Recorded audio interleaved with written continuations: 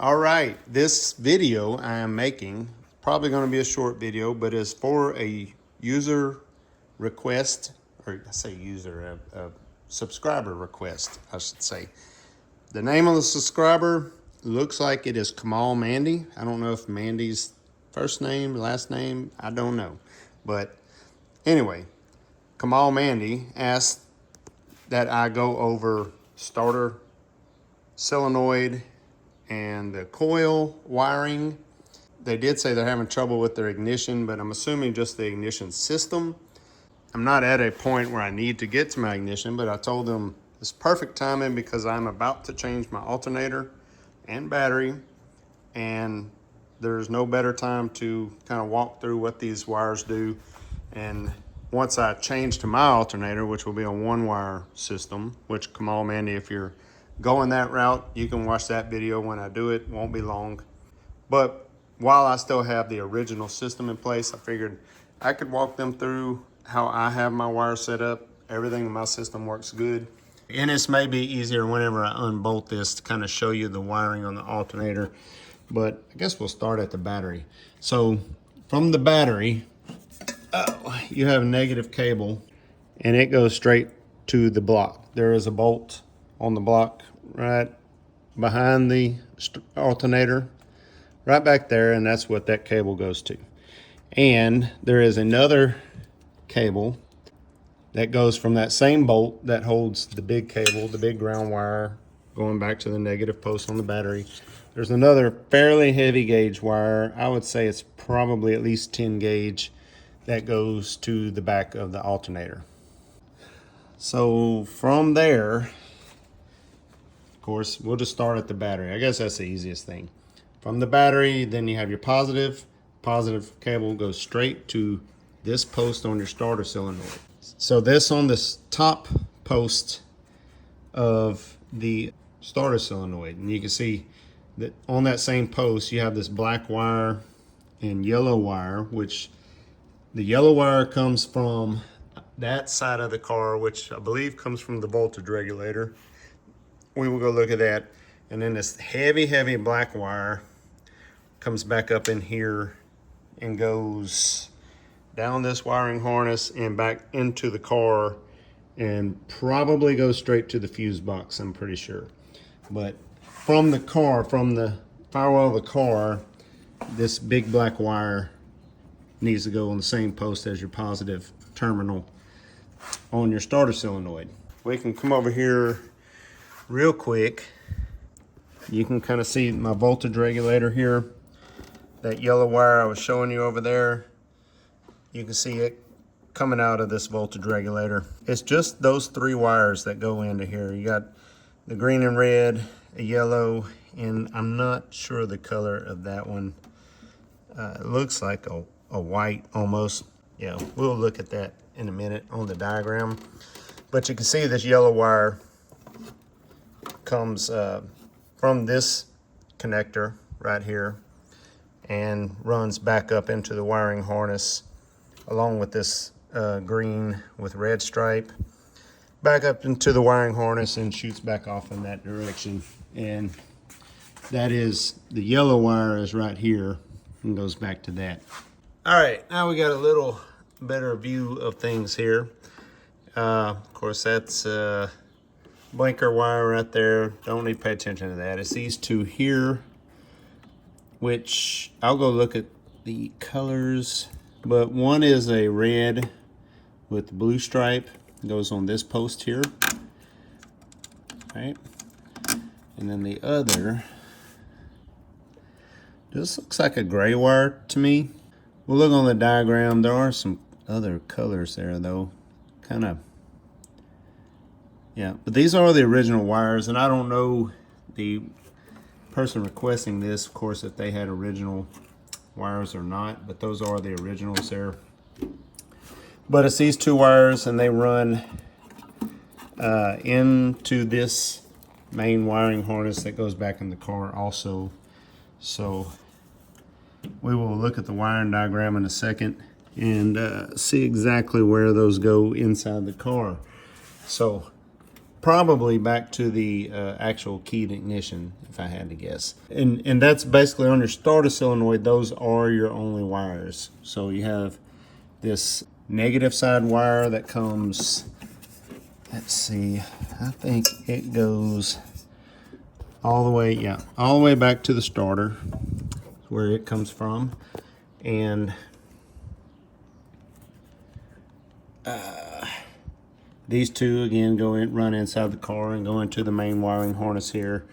And then this yellow one comes from the voltage regulator, and the black, I'm pretty sure that goes straight to the fuse block inside the car. So again, runs back in this wiring harness here and into the car down there. Yeah. So you can see, have these three wires. There is that white, green and black. One's a big green and black, and one is a small green and black. Essentially, that run from the back of the alternator, and we will look exactly where those are plugged in a minute. They run back of the alternator, and then they run down this wiring harness that runs, and this, again, this is an original wiring harness that runs back under the radiator and comes up out this side right here. And you can see we got the two, I guess the smaller one is black and yellow, and the bigger one is black and green. It looks like they both run back up into this wiring harness and off in that direction. And the white wire, or I guess that's white, it's kind of a beige color, that's one that comes from the alternator and goes straight into this voltage regulator. So that is probably the wire that I am going to be dealing with in a second, that we will be eliminating this voltage regulator. So I'm assuming I will be eliminating that wire because I'm going to have a one wire system. So yeah, I would think this is your kind of raw power in, goes into the voltage regulator, and it comes out probably as that yellow wire. And the yellow wire runs back to your starter solenoid right here. Pretty much how I see that working. And then the third wire coming out of your voltage regulator is, again, that green and red wire. And let's look and see. We got our wiring diagrams. We'll see if we can trace all this out. Okay, so what we just did, the black takes a little different coming off the battery. That's our ground right there. It goes to the block. We have the red, that's actually the positive, which is a red wire on ours, goes straight to the starter solenoid or starter relay there. The yellow we can follow back. Of course, there's that connector right there, I believe, and goes to the alternator regulator, voltage regulator, same thing. That is this guy right here, right? So that is the yellow. We definitely found that. It does shoot off to a radio condenser, which I don't think I have anymore, so we're not worried about that one. The green and red wire, you see that says S. I don't know what the IASF is. I'll look that up in a minute. So that runs back into the car. Yeah, it looks like it runs all the way in, and yeah, goes straight to the ignition switch. Yeah, that makes sense. So yeah, that green and red wire coming off the voltage regulator here, that is the third wire, runs back in the car this way and that way, and goes straight to your keyed ignition switch is where that goes. And you can see CABS, that should be identified on the back of your ignition switch. If not, I'm not sure. I do have a picture of how mine is wired up. If you need that, put a little clip of it, if I can find it, in this video, where my wires actually are plugged into on the back of it, just so you can kind of reference it. But yeah, so that wire, and that makes sense, coming from your voltage regulator, goes to your keyed ignition source. Now I will say, and we can talk about this, now, I guess. So coming off of mine, you see this red and green. I believe it's red and maybe it's red and black, red and green. And you see it runs into this pink resistance wire. So if you have regular points condenser in your distributor, then yeah, you want to continue to run through this resistance wire. And so let's just discuss all this. So you need a lower than 12 volts back here, right? You should be getting 6 or 7 going through the resistance wire and you need a coil set up for, you know, points and condenser type power. If you have, what I have is the igniter 3, I believe, but any kind of igniter or yeah, Petronix or any kind of system like that, they're going to usually require a full 12 volts. So what I did in the car in here, and I do talk about it some in, I believe, my dash video. I will find the video and link it here, but I eliminated this pink wire. I left it in the car, but basically just bypassed it where it actually does plug up right here, and just unplugged it, made another plug, and ran another wire back to under the car where this ends up coming out and feeding power back to this, so which we'll talk about in a second. So I think that's pretty much it as far as what's coming off of the starter. The starter is easy, just one black wire, and then it is grounded. Yeah, the big black wire comes back to yeah, goes straight to the bottom post of this starter solenoid. So that is easy. Yeah, so this pink wire right here, that is your resistance wire.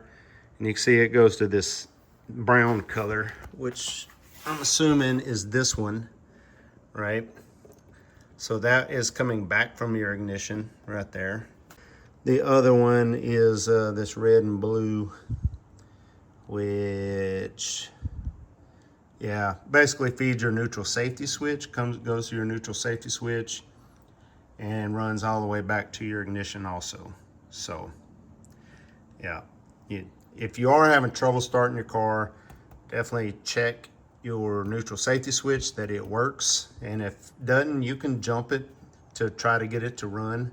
Just make sure your car's in park and be safe and chock your wheels and all that stuff. When I bought this car, mine was actually bad, and they had jumped this neutral safety switch. So it is something you can do. Basically just take the plug and put some little jumper wires in it and it'll work. And if you want to just eliminate that being an issue, you can do that as well, because it can just be an adjustment issue, you know. So yep, double check that. But yeah, so that's it. Starter solenoid, one wire goes neutral safety switch back to your ignition.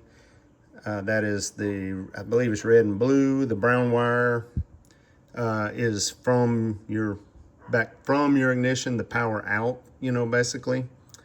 And it will be attached to your resistance wire. So you do need to keep that in mind.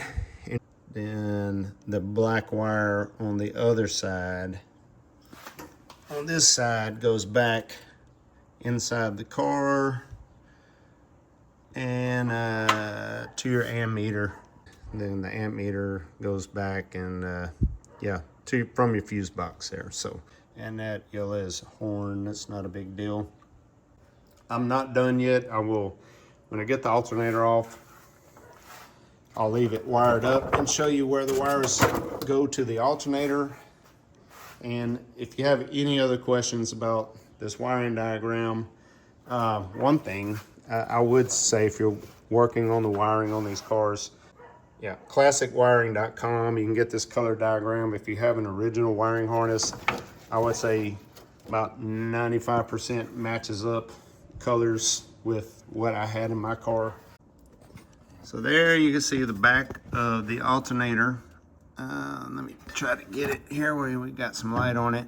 But yeah, that white beigeish wire that comes from or goes to the voltage regulator goes in the middle post. This is your ground wire. that just goes to the block right there. You can see it bolted to the block with the main ground wire that goes to the battery. This big wire here on the end, on this other side, is a black and green wire, heavy gauge wire, and it runs back up. Yeah, and it goes back under the car over to here, comes up in this harness, and then continues on to there and goes up in the back and up in this harness and off in that direction. And let's see, let me get my wiring diagram again. Now we talk about the coil.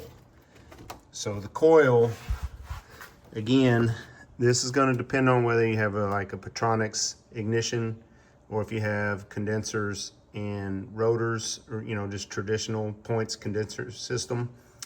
If you have traditional points condenser system, then you need like 6-ish or 7 volts, because you have a resistance wire underneath the dash, which is the pink wire. If you have Petronix, some kind of igniter or ignition, electronic ignition system like I have, then you need a full 12 volts. You need a coil that is 12 volts. That is very important. And just one other side note, if you have an electric choke, make sure that you have it. That's what this wire is. It goes back to my carburetor. Make sure it is hooked up to a keyed 12 volt source. So in my case, it is keyed 12 volt because I have bypassed the resistance wire. But on a normal traditional system, you should not plug your choke up to this. Just a word of warning there. But you can see the wires I got there is this red and yellow, hooks up to the positive side, and it comes from this wiring harness right here, which this other wire, which is kind of hard to see, but the other wire in this wiring harness goes to my, I believe, down to my temperature sending unit. Yeah, that's right, which is right down there. But we're worried about the coil right now. So yeah, this red and yellow right here runs down kind of behind the compressor, and then down the firewall right here, and back up into this main harness that runs across here. If you're working with an original wiring harness, that's basically where that power runs. And on the wiring diagram, here's our, just see it, there it is, coil. So that is that red and green, red and black, I believe, and you see it comes from the coil. It's actually going to the coil, straight from your resistance wire inside the car. So that brown wire splits off and goes to your starter relay there. And I do think it is like this in the car, where these two wires kind of plug up together.